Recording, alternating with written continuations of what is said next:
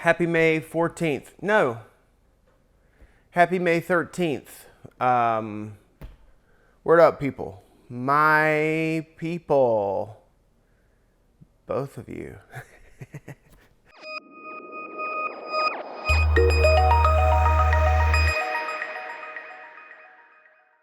Hey, listen, how are y'all? Good, good. I'm glad to hear it.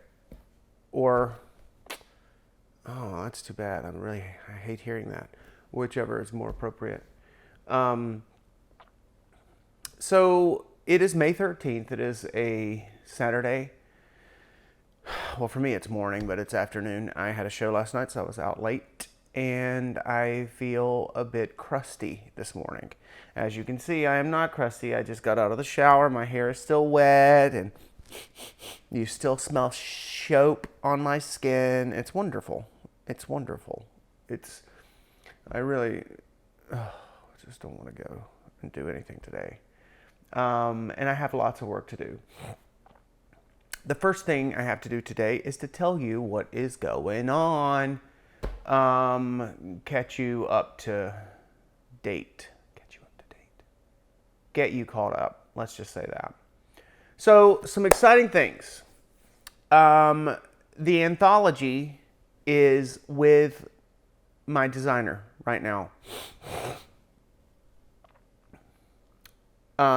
She may be actually beginning to design it this weekend. I can't remember if it was this weekend. But she's had it for a week or two. I got it to her by my deadline, which always gives me a couple of weeks buffer in case I have some delays, which do often happen in this process. And but what that means is the anthology is officially off my to-do list. It is now on hers. The anthology is officially off my list of things that I have to accomplish and get done. It is done. The only remaining thing that I have to do with the anthology is, as she sends me samples, just say, yeah, that looks great, or yeah, can we tweak this or whatever. And for the most part, I will just say, yeah, that looks great, because it will. And then, of course, once it's finished, I will also have to get it online and try to start kickstarting some of those ARC reviews and whatnot and so on and so forth. Let me have a sip of my cocoa. Thanks, Coco. That is the name of what is in the cup. Also, it is their stage name. This is this particular cacao. It's brewed cacao. I guess it is hot chocolate, but it's unsweetened. It has no milk or anything like that. It's just straight up brewed cacao. And this particular roast, do you call it that, like coffee? It's from Ghana, and my friend Felix is driving to Texas today, and he is from Ghana, and he recently taught me how to make jollof, and I'm very excited to do that myself sometime. And so this cup of cocoa is in honor of Felix. It's good to know that the anthology is off my plate, which means we are on target for our September launch. Update on marketing. Mike has been testing and yada, yada, yada, whatever those words are, my marketing. And so perhaps you've seen some of my ads out there. Probably not, but anyway, that's good. This week I am creating creative assets for book 2 and the anthology, and my brother is going to use Mike's training to get those ad campaigns set up. And then on Thursday, Mike, me, and Brian will have a call, and he will go through the campaigns that Brian sets up and says A-okay, or tweak these and yada yada. I love saying yada yada.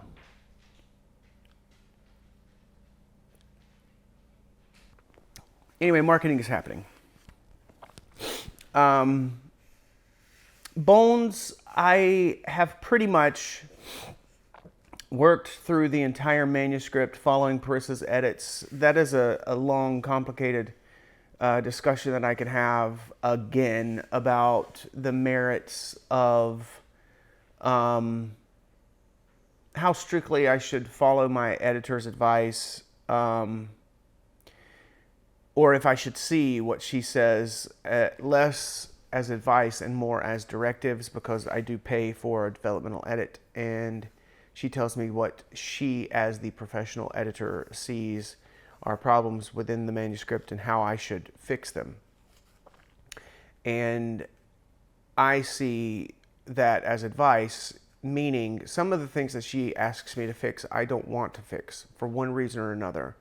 I wrote them a certain way intentionally. I take what she says seriously because it would be stupid of me to hire a professional and then not take their advice. But I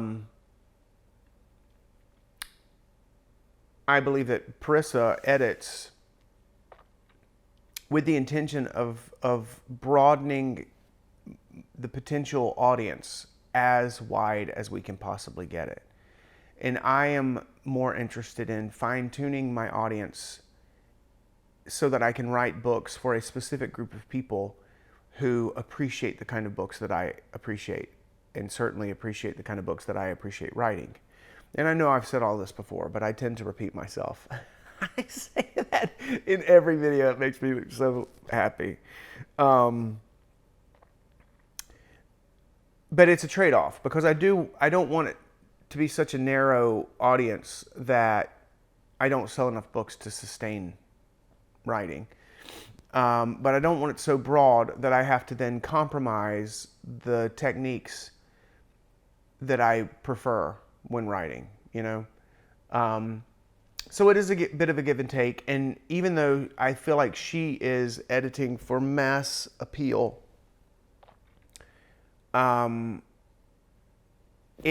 it gets me from here to here somewhere. Not to here, but somewhere in between those two extremes.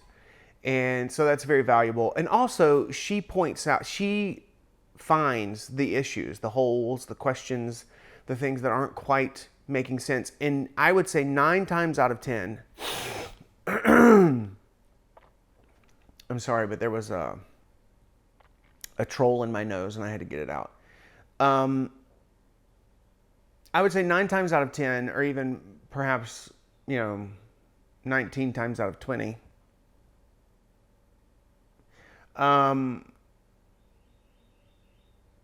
there is a reason, there is an explanation for whatever her issue is. It's not that what is happening in the story doesn't make sense. It's that I have not clarified or illuminated the motivations well enough for the reader to make sense of it. Now, because I am writing in a way to try and treat my readers with the respect that they can think for themselves, I don't spell everything out.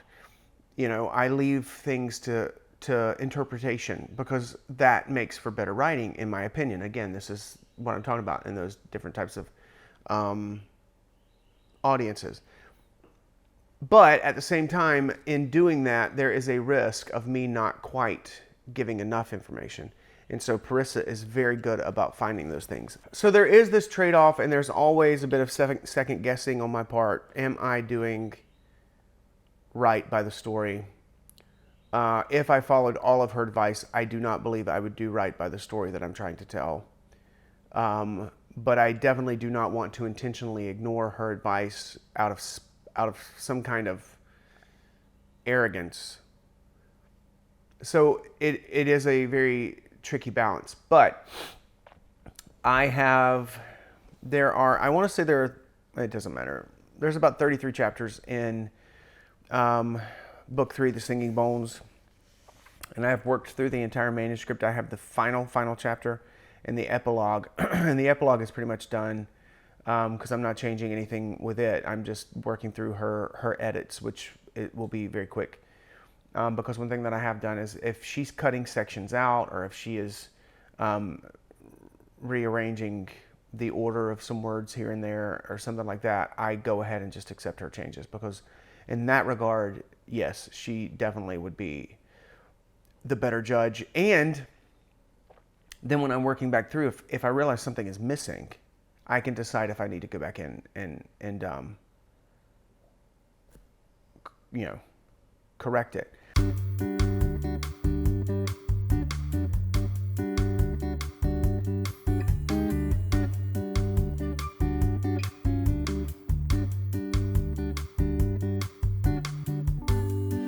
The next year I will have 2025, if I launch that in 2024, by the end of 2024 as planned. I would have an anthology coming out. The second anthology would be coming out that year. And although I haven't actually written much yet for Anthology Two, I do have that document going.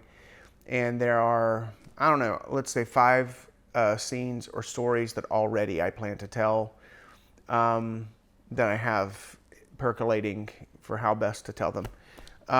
But I don't want to rush. I don't want to rush anything. I don't want to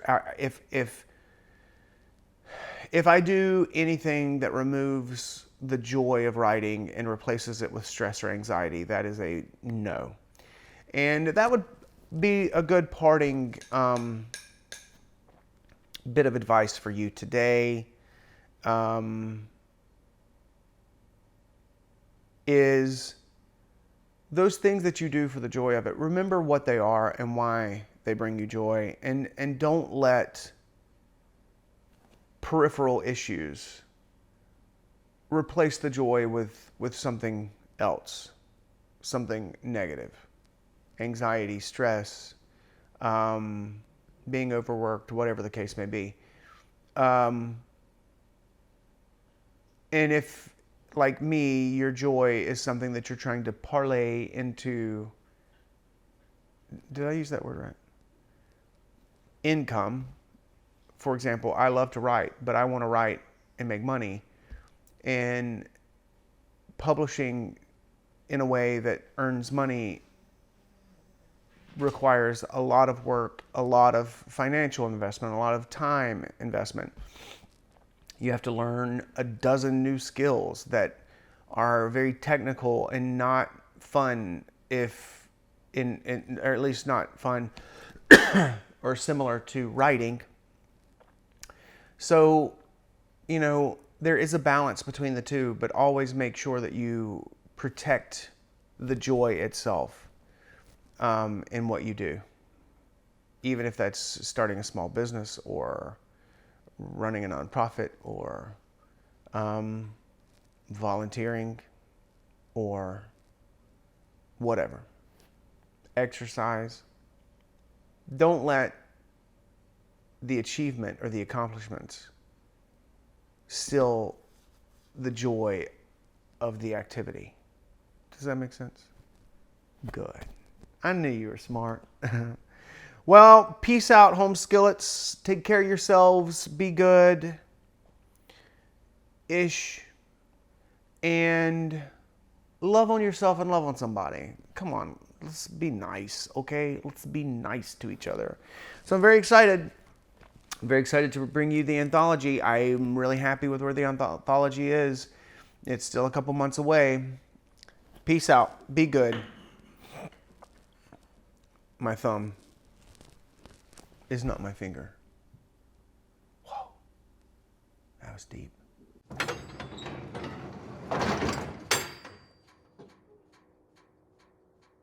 I don't know if you can tell this, but if you can hear, but she's scratching. There's a mower in the distance. That is the sound of my neighbors mowing their grass and wishing I would mow mine. Scratching dogs, also licking dogs, all signs of the season. It is springtime here in South Georgia. That is also why I am sniffly, and I would say that's also why I'm a little hoarse this morning, but that is from singing for 4 hours in a bar with chain smokers. So was a great fight last night. This fight in the bar, in the Little Dive bar, we haunt from time to time when doing shows. Local bar, no grill, just bar. There was a fight. During our last set around 1 a.m. or 1:15, and it kind of put a damper on the crowd's mood, which was fine by us, which meant we stopped playing 5 minutes early. We were supposed to play until 1:30. We played until 1:25, and I will, for one, say thank you for giving me that extra 5 minutes, even though then we had to spend 20 minutes in the parking lot having a band meeting at 1:30 in the morning, or actually 2 o'clock in the morning at that point, because